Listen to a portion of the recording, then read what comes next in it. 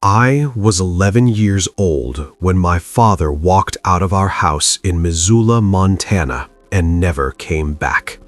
At least, that's how my mother told the story. The truth was more complicated, and I wouldn't understand that until almost 20 years later. My dad didn't disappear. He didn't vanish into thin air. He didn't start a second family or change his name. He packed one duffel bag. He hugged my little sister. He kissed my forehead and told me to look out for Mom. Then he said he was taking a job up north, and he drove away. At first, we thought he'd be gone a few months. He sent money every single month, on time. Enough to keep the house, enough to keep food on the table. But he never visited. No birthdays, no holidays, no calls.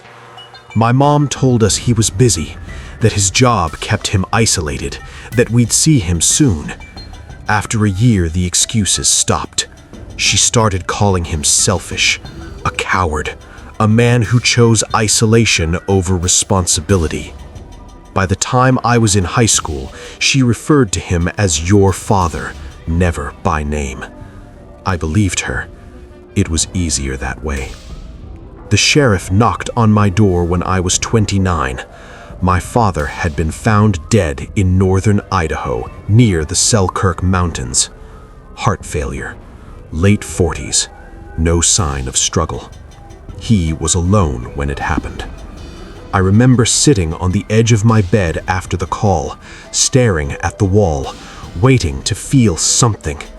Anger, relief, sadness. But all I felt was confusion. My father didn't leave much. An old pickup truck, some tools, camping gear worn thin from heavy use, a checking account with less than $5,000, and one unexpected entry in the estate paperwork. Privately constructed structure on undeveloped land near Roman Nose Ridge. No address, no utilities, no explanation. Just GPS coordinates. The attorney assumed it was worthless, suggested we sell it to a logging company. My mother wanted nothing to do with it, but something about that listing didn't sit right with me. My father was a civil engineer, careful, logical, precise. He didn't build things without a reason, so I told the attorney I'd take care of it. 2 weeks later, I drove north alone. The nearest town barely qualified as one. A gas station, a diner that closed at sunset, a single motel with flickering lights. When I asked a local about Roman Nose Ridge, he hesitated. Then he asked, "You camping?" I told him I was hiking. He frowned. People don't hike there. That should have been my second warning. There was no trail, just an old logging road that eventually dissolved into brush, fallen trees, and uneven terrain. I hiked nearly 6 miles, carrying gear I barely knew how to use. I wasn't an outdoorsman. Neither was my father. That thought kept echoing in my head as the forest grew thicker. So why was he here? The cabin sat in a clearing like it had been deliberately placed. One room. Log construction, tin roof reinforced with extra brackets. No side windows, only one narrow opening in the front, sealed by a thick wooden shutter reinforced with metal strips. The door was heavy, scarred. Something had hit it repeatedly, hard. Inside, the air smelled metallic and stale. Maps covered the walls, dozens of them, topographical maps of the surrounding wilderness, layered and taped over one another. Every map was marked, circles, lines, dates, times, and photographs. Every photograph showed the same man. Early pictures showed him healthy, mid-30s, dark blonde hair, strong build. He was smiling in some photos, hiking, fishing. Then the photos changed. He grew thinner, dirtier, hair longer, beard wild. Later images were clearly taken without his knowledge, blurry shots through trees, from elevation, from cover. My stomach twisted. My father hadn't been hiding from the world. He'd been guarding it.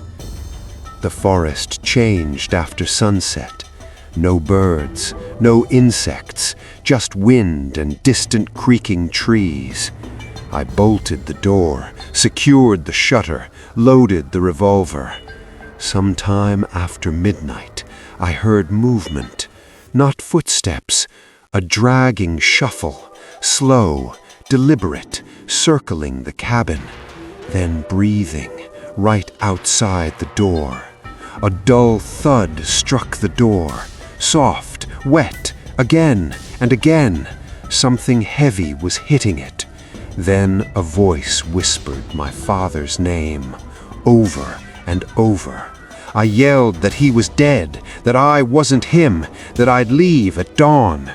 The impact stopped. Silence stretched so long my ears rang. Then the voice returned. You watched me. The footsteps exploded into motion. Fast, bare feet slapping dirt. The cabin shook as a body slammed into the door. Again and again, the metal plates rang. Then suddenly, nothing. No footsteps, no breathing, just silence. I didn't sleep. At sunrise, I ran. The Forest Service ranger wasn't surprised. "You're not the first," he said. He told me about a man reported in the area for nearly 20 years.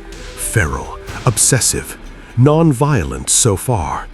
He followed people, watched them, and reacted violently when he realized he was being observed. Before hanging up, the ranger added something that stuck with me.